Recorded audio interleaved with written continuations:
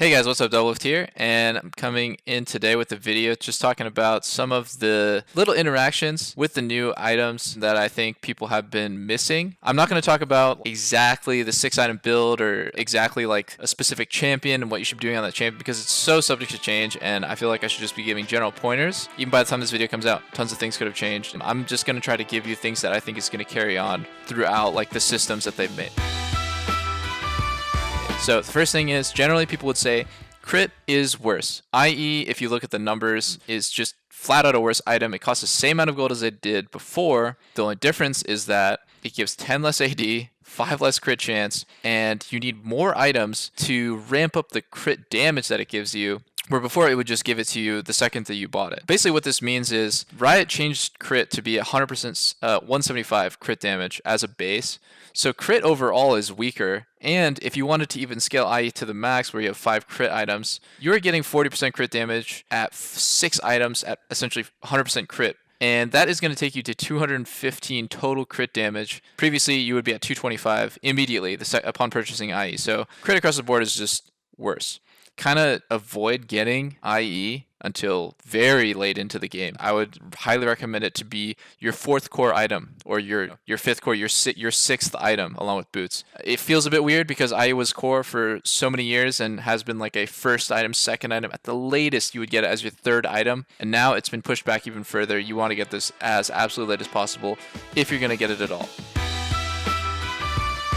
Okay, so my second tip: anytime you're going Immortal shieldbow, and I've been abusing this a lot on Samira because she just has such great synergy with this item, but any game where you're going Immortal shieldbow, you should be going Last Stand. I feel like so many people make this mistake. Like, this is such an easy way to get a ton more damage. First off, damage in preseason is crazy. I'm getting one-shot 24/7, but if I'm not getting one-shot and I can actually survive, shieldbow procs at exactly 30% HP. That's what the lifeline passive says. It also gives you 15% lifesteal at that 30% HP mark. When you get that shield and lifesteal buff is exactly the 30% HP of Last Stand's maximum damage bonus. So you're getting the full 11% increased damage from Last Stand at the exact moment that you're getting this 15% lifesteal proc, which in combination basically is giving you the most possible value out of the lifeline proc from Immortal shieldbow. Yeah, anytime that you're having this item in your inventory, you probably should have went Last Stand. Like, barring some crazy game where you're up against like 4 tanks, then you should have probably went cut down instead.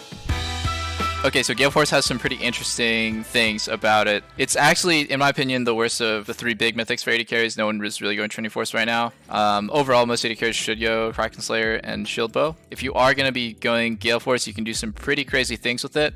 One thing to note is that when you use it, you cannot flash. You have to queue up flash before it. So, you know, if you want to actually like escape quickly, it's probably better to flash first and then use Galeforce. You can, however, use your heal, which is totally fine. A lot of times you can actually cast abilities while you're Galeforcing, which is really strange and kind of does a lot of burst damage while you're doing it. So you can, you know, for example, like you can like slide to the side and like cast everything. It'll still queue up. For some reason, with like certain abilities like MF ult and like pending some crazy technology, you can do some really wide ults that are impossible to do normally. So, you know, this is the normal ulti, but if you use Galeforce at the exact same time, you can split your ult. I think that this is probably going to get patched at some point, but right now it's pretty crazy. If you can actually successfully use this in a game, it would be absolutely insane. You can also do it backwards, which is a little bit funny because it makes your ult go more narrow. So, you know, this is the normal one, and then if you do it like this, it ends up being more narrow than normal, which is completely useless, and you probably shouldn't actually use it like this. But on the like upside, I guess it looks cool and it's pretty edgy. I think right now a lot of AD carries are only doing this if they need the jump for certain things. So if you're playing against like Zac or Leona and you're playing a non-escape AD carry like MF or Jhin, using it can help you, you know, dodge out of like AoE CC, I guess, targeted CC.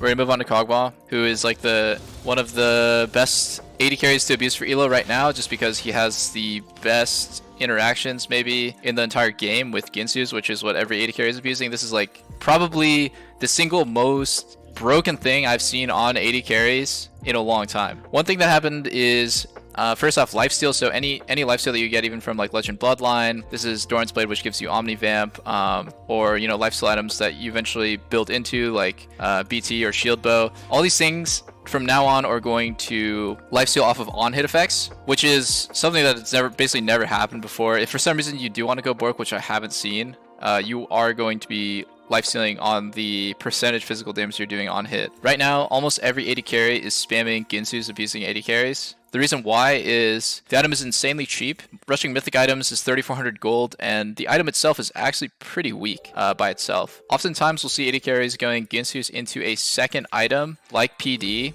or even if your team needs utility, you can go like Mortal Reminder, which is now more of like a Zeal item. And then as your third item, potentially your second item, you can be getting your mythic. But Kog'Maw is a huge abuser of Guinsoo's. The way that it works is any crit that you get is adding to your on-hit damage, and every third auto is that phantom hit. So the fact that it's 2,600 gold just synergizes really well with champs that already have like really strong on-hit effects. Kog'Maw is one of the notoriously best Guinsoo's users in the history of the game, and Guinsoo's has really never been as good as it is right now, because one of the weaknesses of Guinsoo's before is that you scaled really badly. As the game went on, your scaling would just get outpaced by an AD carry that went crit.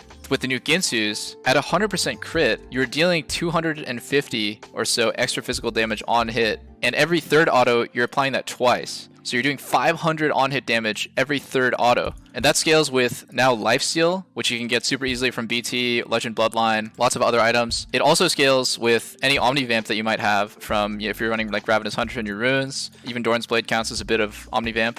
And another way that you can scale it is obviously by getting Armor Pen, since it's physical damage on hit. In super late game, if you were like super interested in going Lord Dumbs, I wouldn't recommend going Last Whisper items on champs like Kog'Maw or Varus, because their W is magic damage, but it's just another way that you could scale the Guinsoo's damage up. You can't go IE. When you buy this item, it locks you out of buying IE, and also, just random side note, you cannot have Navori quickblades and Guinsoo's, since it says your crit strikes with attacks reduce your non-ulti CDs by 20%, but Guinsoo's makes it so you can no longer crit. So you actually can buy this item, it's just that the passive on it is completely useless. So a really common build these days is to just go Guinsoo's and then just go as absolutely tanky as possible. So going into like shieldbow and just being really hard to kill while doing percentage damage. And then you can go into really anything afterwards. You can go Runons, or you can go Mercurial Scimitar if you need some tankiness. But what I've seen is like one of the best single target in the entire game is Guinsoo's with PD. PD is totally different now. When you attack the same target 5 times, it gives you 40% attack speed while you're just melting that closest target. So what that means is you're paying 2,900 gold for 80% attack speed if you can attack the same target enough times. And the amount of damage that you are like really doing realistically is absolutely insane. Yeah, like I said, any AD carry that you can think of, any champion in the whole game that you can think of that can abuse these kind of interactions with Guinsoo's is completely ridiculous. I have some stream clips even of me playing Kog'Maw. I'm really not even fed, but people just die so fast. Oh wow, they're nerfing Guinsoo soon too? That blows, guys. AD carry is going to be in the dumpster.